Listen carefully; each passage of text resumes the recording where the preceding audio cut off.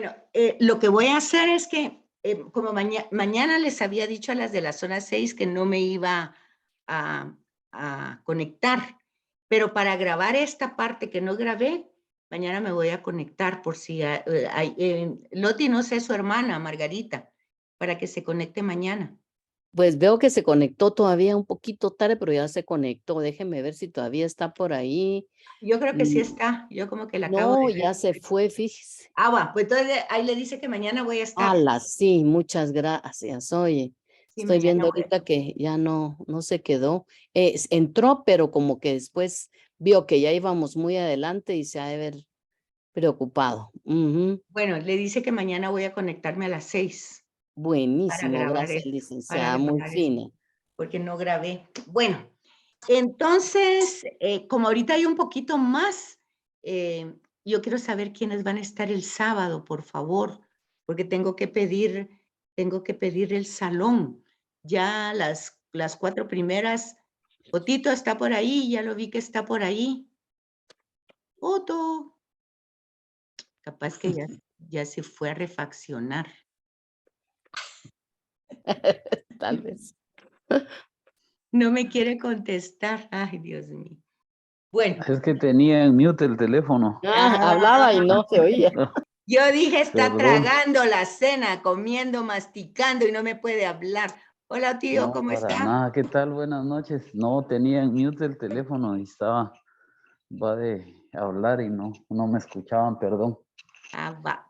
Otto va a llegar el sábado. Todavía no tengo certeza. Está Porque trabajando todavía. tengo algunas cuestiones de trabajo, pero sí voy a tratar de llegar si se logra reunir el grupo. Pero Sí, todavía no no, tengo la ya el grupo certeza. ya se reunió, Otto. Solo me falta usted, Víctor Manuel, que anda por ahí. No me ha dicho también si va a llegar. La vez pasada no pudo llegar. Ya solo me falta él, porque los que estaban al principio ya me dijeron que sí. Sí. Yo Disculpe, voy a licenciado, hacer fíjese todo que lo yo posible. trabajo normalmente sábados. Usted trabaja los sábados, Víctor. Y mire, entonces necesitamos ver cómo hablamos. Usted sí va a estar en el tema de la graduación. Sí, claro, licenciado. Va. Y trabaja desde temprano hasta tarde, el sábado, Más o menos hasta mediodía. hasta mediodía. Bueno, entonces no va a poder ir.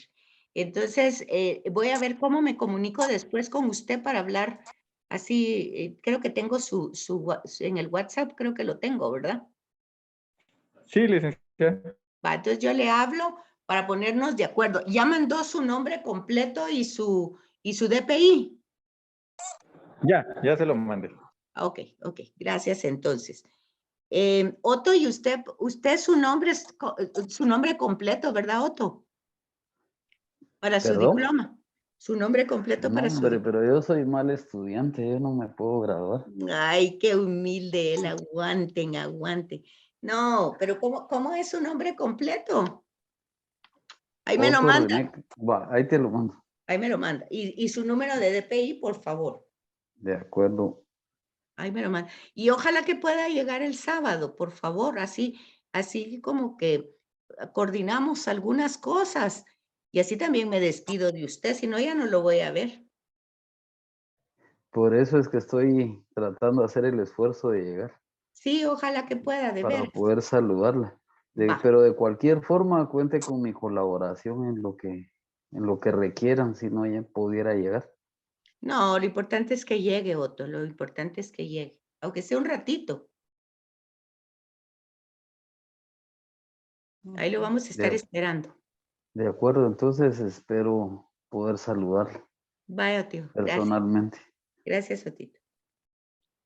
Bueno, entonces como conclusión, se dan cuenta que la resurrección de Jesús es la confirmación definitiva que el Padre da no solo a la misión de su Hijo, porque es que miren, con Jesús no podemos dejar solo una parte, es que su misión es su vida que no la tenemos en los evangelios, pero es la confirmación total, es el aval, es el cheque, pues, donde Jesús pasó haciendo el bien y todo lo que hizo fue perfecto.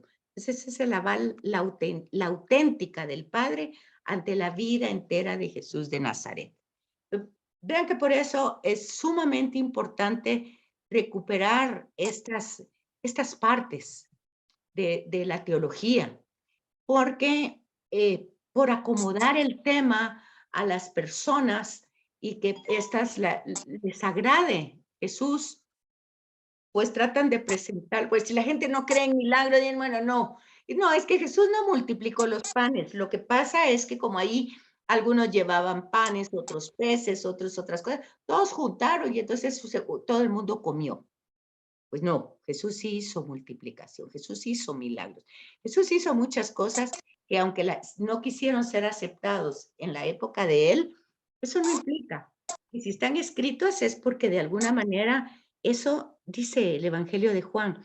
Muchas cosas más hizo Jesús, pero estas cosas se escribieron para que ustedes tengan fe y esa fe les dé una vida y una vida eterna. Entonces, es decir, todo el tema es esperanzador. Incluso el tema del Apocalipsis tampoco es un tema de preocupación o de saber qué, porque es simple lógica. Un Dios que ha construido todo, que ha dado la vida y que lo ha hecho todo por el bien, no va a destruir después todo, ¿o sí?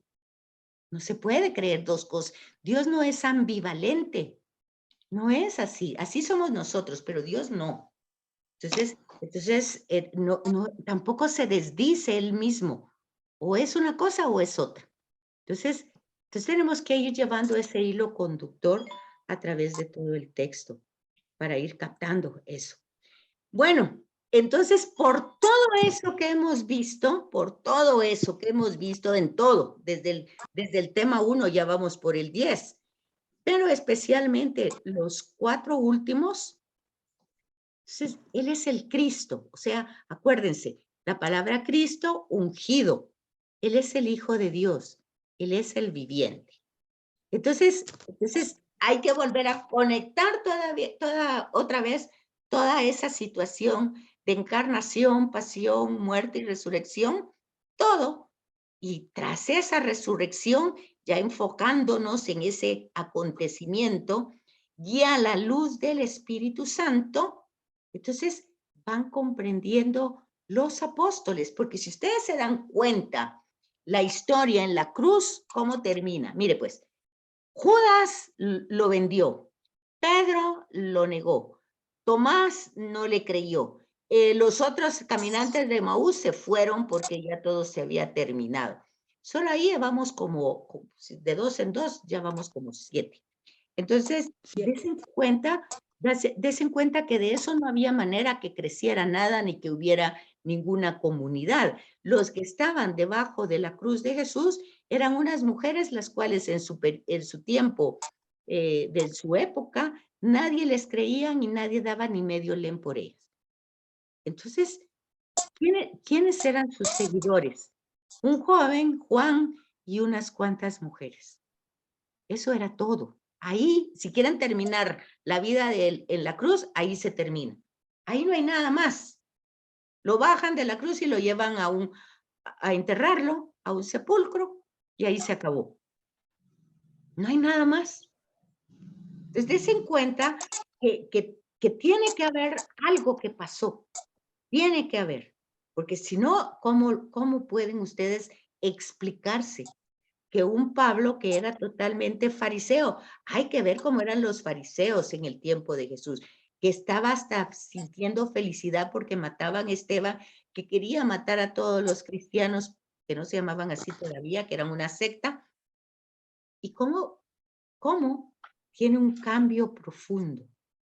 Pues tal vez el sepulcro vacío, pues tal vez eso no provoca nada, tampoco las apariciones, pero esta persona que tiene esta realidad y que fíjense ustedes, es una realidad tan intensa que lo que él escribe a las comunidades es lo primero escrito en el Nuevo Testamento. O sea que cuando él escribe, Pablo, cuando él escribe, no hay escrito ni un evangelio. Cuando Pablo habla de las escrituras, de lo que está hablando es del Antiguo Testamento. No está hablando de otras cosas, ¿verdad? Está hablando de lo que ellos tenían, de lo que tenían los judíos, el Antiguo Testamento. Entonces, y él empieza a escribir las cartas desde la experiencia que él ha tenido con el resucitado. Entonces, y él justamente es el que va a tener estos como títulos se van a llamar más adelante. Tú eres el Cristo, tú eres el Hijo de Dios viviente, pero también es la confesión de Pedro, ¿verdad? Cuando va y Jesús pregunta quién dice que soy yo. Entonces, pero acuérdense que esos evangelios recopilaron los dichos y los hechos de Jesús después de la resurrección. Entonces, es hasta después de la resurrección y con la ayuda del Espíritu Santo que los apóstoles y luego las comunidades que se formaron, pues van comprendiendo el mensaje y la misión de Jesús, van entendiendo su persona.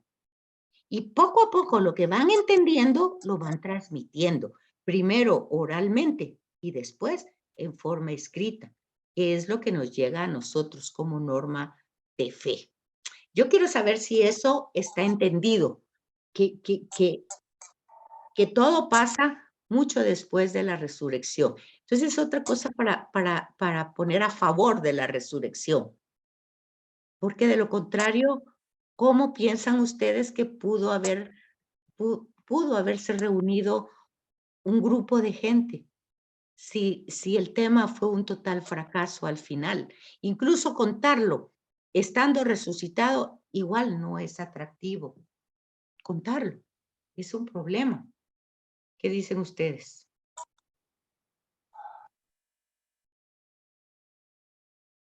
¿O no? ¿Qué piensan? No se hubieran juntado para nada. ¿Cómo? No hubiera sido exitoso, pues, porque no hubieran creído, no se hubieran reunido, no podrían decir no, que no, era el no. Hijo de Dios. No, pero ¿y cómo lo iba a demostrar? ¿Cómo demostrarlo si terminó muerto en una cruz desnudo? ¿Cómo? Podían porque es igual que cualquiera otro. Igual, Cualquier otro peor hermano. todavía, O peor, sí, pues. más escandaloso. Más, Ajá. Sí, porque había hecho No cosas. tenía nada sobrenatural, no tenía no nada había nada extraordinario. diferente. No. Bueno, entonces vean una cosa, pues. Vean cómo aquí tienen ustedes los evangelios, lo que van a presentar es una cristología. Y van a desarrollar en la cristología en qué sentido Jesús es el Salvador, ¿verdad?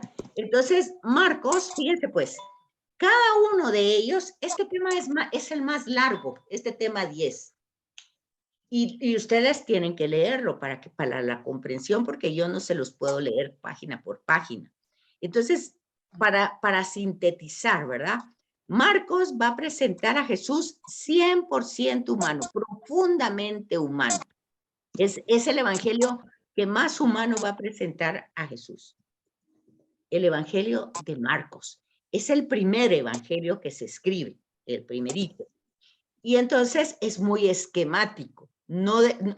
Pero a pesar de que es esquemático, hay temas, y eso hay que prestar atención, donde pareciera que no debería de darle tanta importancia, sin embargo, le da un gran desarrollo. O sea que dedica muchos versículos a ese tema. Cuando eso pasa en Marcos hay que poner atención, porque quiere decir que lo que él está contando allí es de suma importancia. Porque sí, en la mayoría de cosas, él no pone ese tipo no da ese tipo de explicaciones, ¿verdad? Entonces, cuando desarrolla mucho el tema, hay que poner atención porque lo está haciendo. Eso es Marcos. Lo presenta desde el primer versículo como el Hijo de Dios, Jesucristo, ya lo pone ahí como Cristo, como el ungido Hijo de Dios, ¿verdad? Y en su evangelio se desarrolla algo que se llama el secreto mesiánico. Que cuando confiesan que él, ya sean los espíritus, ya sea Pedro, cuando confiesan que él es el Hijo de Dios, el Mesías, él dice que se calle. Entonces, a ese recurso literario que utiliza Marcos se llama secreto mesiánico. Pero una vez resucitado Jesús, los discípulos reconocen, es lo que estamos hablando, que realmente Jesús es el Hijo de Dios, pero también es Hijo del Hombre, que es como Jesús se va a identificar en el Evangelio de Marcos. Él no se va a identificar como Hijo de Dios, sino como Hijo de Hombre. Y entonces Marcos va a desarrollar, va a transmitir cómo él ve, su comunidad ve la obra salvífica de Jesús. ¿Y cómo la ve? Como el perdón. Vean el tema del perdón.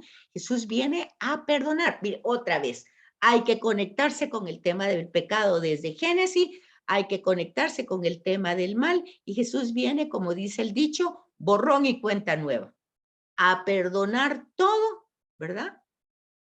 Y a reciclar toda la destrucción que el pecado ha ocasionado. O sea, el estar separado de Dios ha ocasionado una gran destrucción.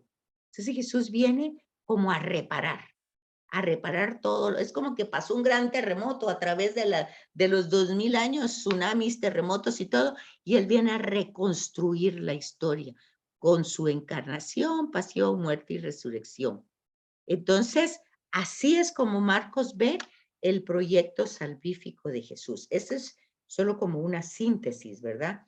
Porque luego eso está desarrollado en cada uno de los evangelios en este tema. Luego Mateo considera que desde la infancia, porque acuérdense que Mateo va a presentar, va dirigido a los judíos, y entonces va a presentar la línea de la que viene Jesús desde José, ¿verdad? O sea, María le da el cuerpo humano, pero José le da la identidad judía, que no se la podía dar María. Entonces, Mateo va a ir viendo cómo desde la infancia de Jesús hay un plan y que se empieza a cumplir todas esas promesas. ¿Se acuerdan? Vimos dos citas bíblicas, una de la promesa que Samuel hace a David, pues Dios hace a través de Samuel a David, de que en su trono va a permanecer la realeza. Entonces aquí se ve el cumplimiento. Solo lo presenta Mateo a través de las genealogías. Y también hubo la otra promesa a Moisés, ¿verdad? Que va a suscitar un profeta mayor o mejor que Moisés.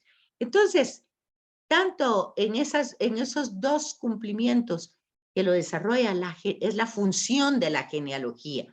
Cuando ustedes escuchen en la misa que el fulanito engendró al sutanito y así todos los nombres, y como 5 minutos leyendo nombres, lo que quiere decir es, Jesús no apareció así de la nada. Tiene toda una raíz judía, ancestros judíos, ¿verdad?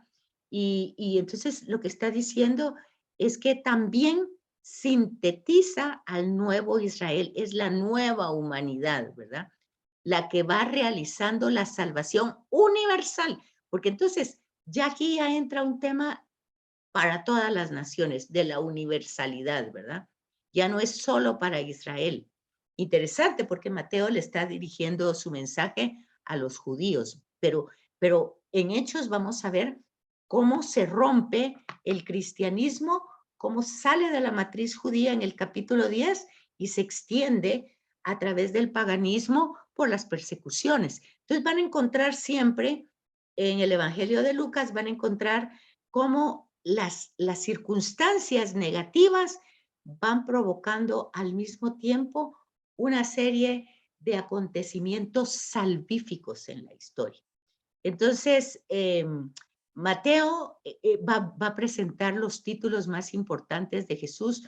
Por ejemplo, van a encontrar en Mateo que diga Hijo de David, ¿verdad? Muchas veces, incluso el ciego, Jesús, Hijo de David, ten misericordia. Entonces, también hijo de hombre, hijo de Dios. Entonces, lo va a ir Mateo. ¿Por qué? Porque ellos conocen toda la escritura antigua, todo el Antiguo Testamento. Entonces entienden esta terminología. Luego vemos a Lucas que va a presentar a Jesús como cumplimiento del Padre. Pero fíjense, ese evangelio se ha leído este año, el evangelio de Lucas en los domingos, y va a presentar cómo ya desde la infancia el Espíritu Santo está actuando en María, en Jesús, en José, va actuando y este grupo de personas que no es solo ellos, también es Simeón, también es Ana en el templo cuando lo llevan a presentar, también es Isabel y Zacarías, cuando el ángel anuncia que van a ser papás de Juan, también Juan el Bautista. Entonces, eso es un grupito que está esperando la venida del Mesías. Entonces, Lucas va a ir presentando cómo el Espíritu va actuando y Jesús va realizando su misión salvífica a favor de los pobres. Es Lucas el que va a presentar todo el tema, incluso de las bienaventuranzas que también están en Mateo, pero Lucas va a ser el que va a desarrollar el tema de la pobreza más que Mateo. Y este tema de la pobreza ya lo vimos como signo de la misericordia y del perdón del Padre, que se ofrece a todos los hombres, no está ofrecido solo a uno. O sea que nunca el evangelio está contraponiendo ricos y pobres. El problema del rico es la forma como se esclaviza de su riqueza. Ese es el tema, que vuelve de su riqueza un ídolo y que casi que le da culto a esa riqueza y que no puede compartirla. Ese es el tema. No es por el hecho de serlo, sino es por lo que causa a su humanidad. Entonces, ese es el tema en Lucas. Y prefiere presentar a Jesús como profeta, revestido del Espíritu Santo. Por eso es que cuando él anuncia su misión en la sinagoga de Nazaret, el Espíritu de Yahvé se ha posado sobre mí. Y empieza a leer a Isaías 61:1, que también lo vimos, ¿verdad? Entonces, cómo Jesús se aplica esa realidad de profeta revestido por el Espíritu de Dios. Y luego, cómo él también es de la casa de David, ¿verdad? Van a ser los títulos que se le van a dar, Señor Cristo. Y la salvación, o sea, la soteriología de Lucas, es la más completa de todos los sinópticos, porque él va dirigido a los griegos. Y los griegos, pues, eran personas, ya saben ustedes, ahí sale toda la filosofía griega, personas pensantes, personas que razonaban. Entonces, él trata de explicar, por eso vimos que presenta su evangelio y Hechos de los Apóstoles cronológicamente, con tiempos, para que vayan entendiendo cómo se va desarrollando la salvación a través de la historia. En el evangelio de Juan ya vimos bastante cómo presenta Juan a Jesús, ¿verdad? Como el logos del Padre, la palabra del Padre. Y los títulos que se dan, pues prácticamente Jesús es el Cristo, el Hijo de Dios. Jesús en sus discursos, quien me ve a mí, ve al Padre. Bueno, Jesús es en el Evangelio de Juan, nunca dice, porque Jesús nunca dice que es Dios, pero todo lo que hace y lo que dice Él es la resurrección, Él es la vida, Él es la puerta, es el buen pastor. Bueno, Él es todo en el Evangelio de Juan, ¿verdad? En los 7 signos que presenta la primera parte del Evangelio de Juan, pues Jesús tiene dominio sobre todo, sobre la muerte, sobre la tempestad, sobre la ceguera, sobre todo. Jesús tiene dominio sobre todo, ¿verdad? Y así va presentando el misterio salvífico, o sea, la soteriología. Y ahí, en este evangelio, es donde mejor se desarrolla, y en Pablo, el tema de la gracia, ¿verdad? Como que también lo vimos, los méritos que tenemos gracias a Jesús, ¿verdad? Y luego en Pablo, que se presenta otra soteriología también desarrollada desde la pasión, muerte y resurrección de Jesús, que todas estas que hemos visto, Mateo, Marcos, Lucas, Juan y ahora Pablo, todo lo que trata de explicar es quién es Jesús, cómo se revela Jesús en cada uno. Pero ya les dije, no es para confundir ni contradecir, es para complementar la revelación. Es decir, como que hay muchas perspectivas para ver a Jesús. Hay muchas. No nos podemos quedar solo con la mirada. Por eso, cuando nosotros vamos a misa, ¿se acuerdan ustedes? El sacerdote iba a proclamar el evangelio, dice, según, proclamación del santo evangelio, según. Ese según está dicho porque es esa perspectiva, es una perspectiva que debemos comprender. Como Lucas va a presentar que se revela Jesús resucitado, ¿verdad? Cómo se relaciona con el Padre en oración, a veces durante toda la noche.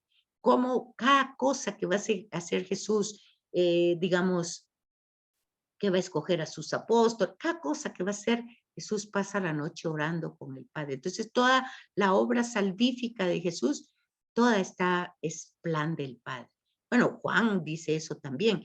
En el Evangelio de Juan dice, Jesús dice que es testigo del Padre y que Jesús no dice nada. Jesús en el Evangelio de Juan no tiene ningún protagonismo. Todo el protagonismo lo tiene el Padre. Porque él dice lo que el Padre quiere que diga. Él hace lo que el Padre quiere que haga. Él no hace nada por él mismo. Todo lo que hace en el Evangelio de Juan. Ahora, en Pablo, pues estamos viendo que la obra, el plan de salvación es desde el Padre, ¿verdad? Pero que el Espíritu se lo va revelando a la iglesia, o sea, a las comunidades. Estas comunidades se han reunido, se han constituido, han sido convocadas por el Espíritu y Jesucristo es la cabeza de esas comunidades. En cada comunidad Jesús es la cabeza. Fíjense que, por ejemplo, cuando se dice a la iglesia de Corinto, a la iglesia de Éfeso, pues son comunidades, cada uno en distinto lugar, en distinto país, ¿verdad?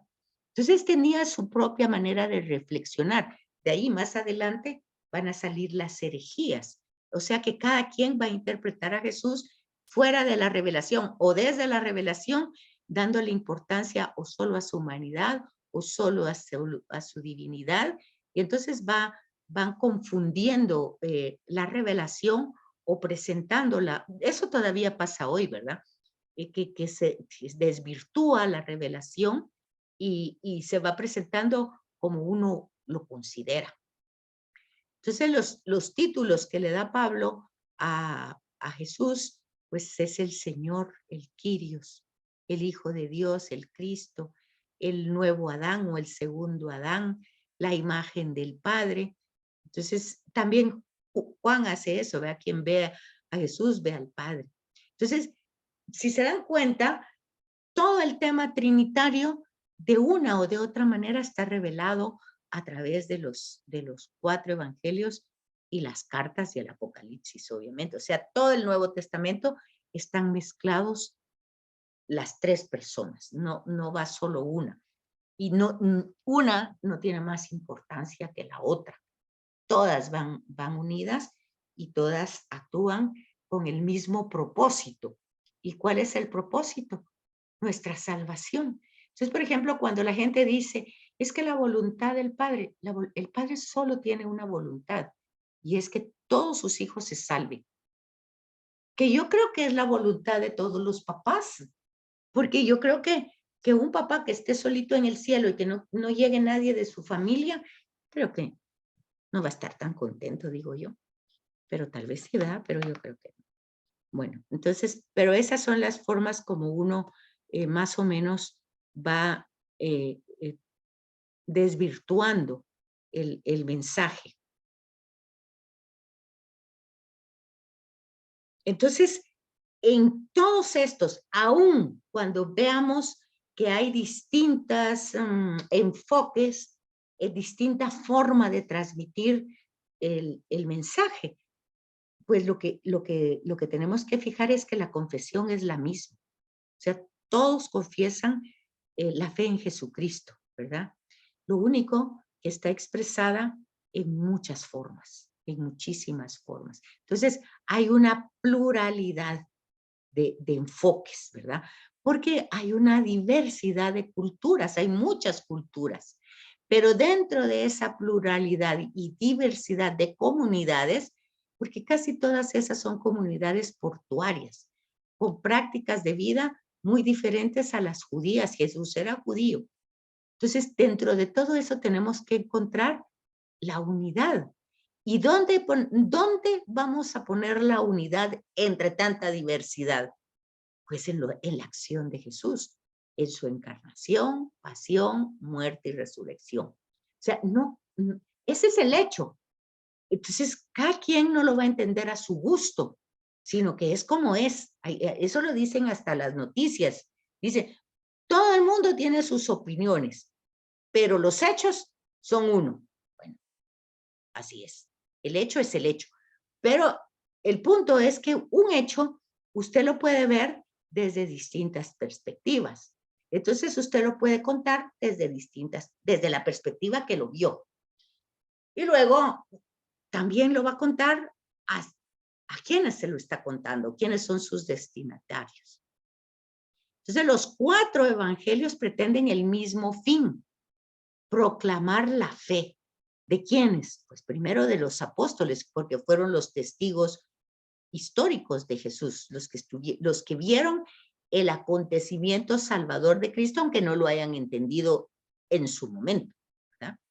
Pero con la ayuda del Espíritu ellos fueron entendiendo los hechos, las palabras de ese Jesús histórico. Y entonces lo fueron transmitiendo con la ayuda del Espíritu Santo. Por eso Hechos de los Apóstoles se va a llamar el Evangelio del Espíritu, ¿verdad?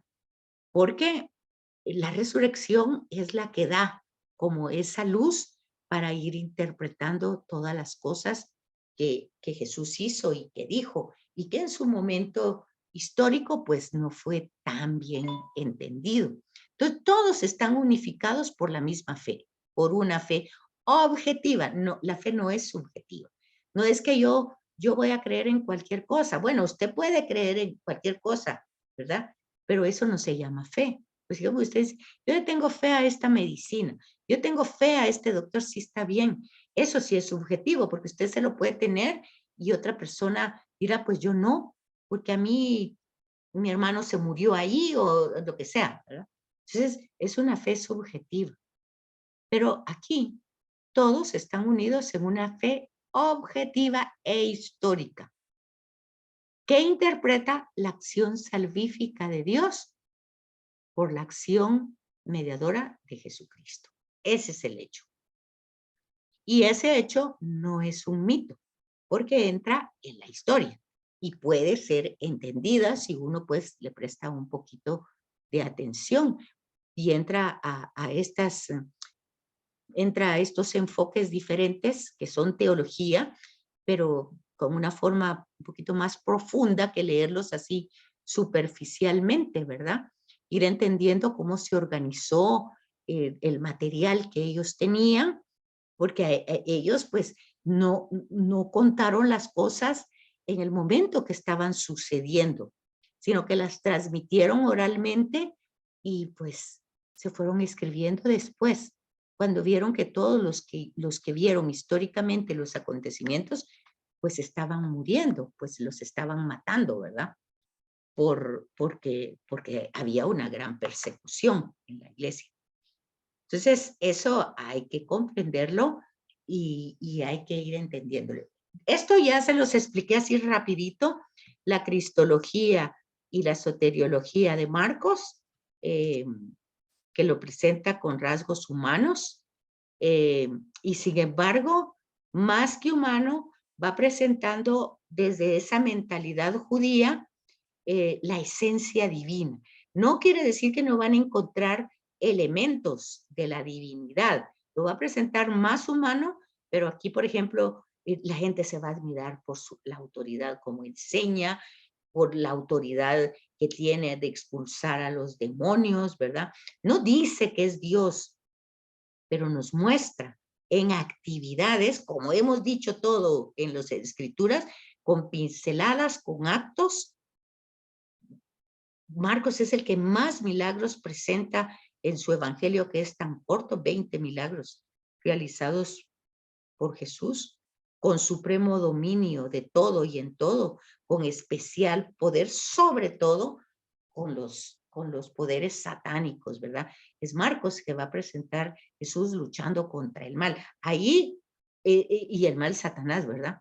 Ahí es donde ustedes van a encontrar la lucha del bien con el mal, sobre todo en el Evangelio de Marcos. Y lo que les dije del secreto mesiánico, ¿verdad? Que es un rasgo típico de Marcos. Nunca proclama Jesús abiertamente que es el Mesías, sino que lo va demostrando con hechos. Y la actitud de Jesús se inscribe en la economía. Cuando se utiliza la palabra economía es porque viene como que fuera un término de dinero, ¿verdad? Que viene guardándose o viene transmitiéndose como un tesoro que viene transmitiéndose desde la primera página del Génesis. Por eso se llama economía. O sea, se ha ido transmitiendo, guardando como un tesoro y se ha ido desarrollando la economía de la salvación. Ese es el secreto mesiánico. Y dentro de esos evangelios están los títulos que van apareciendo, ¿verdad? Sobre todo en el bautismo y en la transfiguración, es el mismo Padre que revela la identidad de Jesús, que es su Hijo, ¿no? Y es lo único que aparece ahí, que no aparece de parte de la gente, sino de parte del mismo Yahvé. Y los demás títulos que van desarrollando van presentando a Jesús como profeta varón de dolores, ¿verdad? Que aparece en Jesús en sus palabras varias veces. Entonces, en la soteriología, o sea, en el tema de la salvación, este evangelio lo presenta como Jesús es el Salvador. Todo el evangelio tiene ese objeto. El perdón, la destrucción del pecado, por eso pelea contra. Acuérdense que el pecado es la raíz del mal. Entonces nosotros vamos a ver a Jesús peleando contra el pecado, ¿verdad? Contra el mal. Pero quitando el pecado de raíz. Por eso van a encontrar que la persona que la bajan del techo, lo primero que hace es perdonarle los pecados, ¿verdad? Porque está venciendo el mal más grande que hay, y estar pues paralítico. Y todo esto con la pasión, muerte y resurrección de Jesús. Luego tenemos a Mateo, que también ya dimos una síntesis de su cristología, cumplimiento de las promesas, porque ya vimos que está desarrollado desde el Antiguo Testamento, va dirigido a judíos, y los judíos pues conocen las escrituras. Entonces Jesús es el verdadero, el nuevo Israel, y la universalidad de la salvación dirigida a toda la humanidad. Jesús cumple todas las promesas del Padre, y la genealogía, dijimos, que van teniendo esos objetivos. Los títulos que Mateo le da: Hijo de David, que es el preferido de Mateo, ya dijimos por qué, porque va dirigido a judíos, y para los judíos David ha sido lo más máximo que ha habido, y entonces Jesús tiene que ser así. Aparte que así dijo Samuel a David, ¿verdad? Que en su trono iba a permanecer pues el Mesías. Entonces Jesús es el verdadero